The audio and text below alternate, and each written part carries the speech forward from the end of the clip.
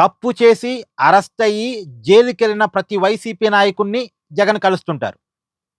వెళ్ళి "ఏం బాధపడకు, ఏం భయపడకు, నీకు నేనున్నా, నేను చూసుకుంటా" అని ధైర్యం చెప్పొస్తుంటారు.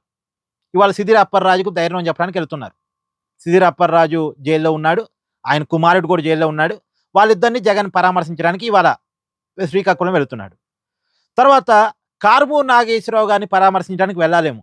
ఎందుకంటే నెక్స్ట్ అరెస్టు కారుమూరి నాగేశ్వరరావు జరిగే అవకాశం ఉంది అనేటువంటిది. మాజీ మంత్రి వైసీపీ నేత Karumuri Nageswararao arrest AP liquor రవాణా కేసులో జరిగే అవకాశం ఉంది అనేటువంటిది. సుప్రీంకోర్టు దాకా పోయాడు కారుమూరి నాగేశ్వరరావు ముందస్తు బెయిల్ కావాలని. వీళ్ళు కావాలని అరెస్ట్ చేయట్లే.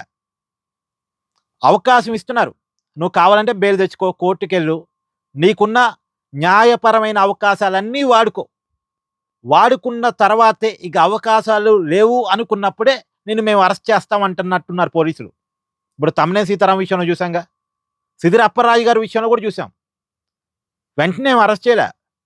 తమ్మినేని సీతారాం విషయంలో కూడా వెంటనే అరెస్ట్ చేయలే. తమ్మినేని సీతారాం గారు ముందస్తు బెయిల్ తెచ్చుకున్నారు. ఆయన అనారోగ్యాన్ని, ఆయన వయసును చూపించి. సో తమ్మినేని సీతారాం గారు ముందస్తు బెయిల్ తెచ్చుకున్నారు. కానీ ఆయన కొడుకు రాలే. తమ్మినేని సీతారాం గారి కొడుకు రాలే ముందస్తు బెయిల్. ఆయనకొచ్చింది. ఆయనకి, ఆయన భార్యకి వచ్చింది. ఎందుకంటే వయసు అయిపోయినోళ్ళు, అనారోగ్య సమస్యలు ఉన్నాయి కాబట్టి వాళ్ళిద్దరికి ఇచ్చారు. తర్వాత సిదిరి అప్పర్రాజు ముందస్తు బెయిల్ కోసం ప్రయత్నం చేసుకున్నాడు కానీ పెద్ద వర్కౌట్ కాలే. ఇప్పుడు కారుమూరి నాగేశ్వరరావు కూడా కింది కోర్టు నుంచి సుప్రీంకోర్టు దాకా పోయాడు. ముందస్తు బెయిల్ ఇవ్వండి అని చెప్పేసి. సుప్రీంకోర్టు నిరాకరించింది. ఇది రాజకీయ కక్ష సాధింపుతో పెట్టిన కేసులాగా లేదు. ఇప్పుడు ఈ దశలో మేము నీకు ముందస్తు బెయిల్ ఇవ్వలేము.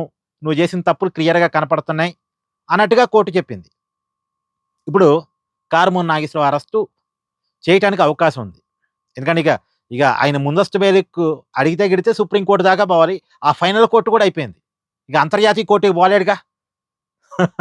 అంతర్జాతీయ కోర్టుకి పోలేడుగా. సో న్యాయపరమైన అవకాశాలన్నీ అయిపోయినాయి కాబట్టి ఇప్పుడు కారుమూరి నాగేశ్వరరావుని అరెస్ట్ చేసే అవకాశం ఉంది. రేపు జగన్మోహన్ రెడ్డి కారుమూరి నాగేశ్వరరావు గారిని కూడా పోయి పరామర్శించాలి మరి. ఏ జైల్లో పెడతారో చూసి ఆ జైలుకి వెళ్ళి పరామర్శించాలి. ఆల్రెడీ కారుమూరి నాగేశ్వరరావు గారి కొడుకు జైల్లోనే ఉన్నాడు ప్రజెంట్. కారుమూరి సునీల్. అది ఇప్పుడు నాగేశ్వరరావు గారు తండ్రి కొడుకుని పరామర్శించాలి ఇక రాబోయే కాలంలో జగన్మోహన్ రెడ్డి గారు.